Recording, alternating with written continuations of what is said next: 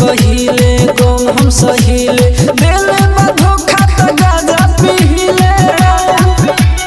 ओकरे लायारा बारे पागल रहिले चल गइले ससुर त हुक में मारिले दिन रात यारा बारे नशा करिले याद आवे पगल त पी के रोइले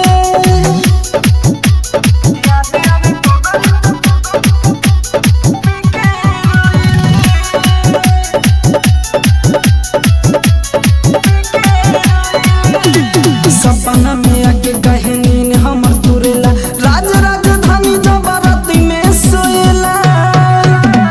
सपना में आके कहे नींद हमर तुरेला राज राजधानी जबरती में सोएला राइटर लोकुस गुडू के कहेले कोके प्यार हम भाईने अकेले दिन रात अरबार नशा याद आवे पगल तपी के रोइले।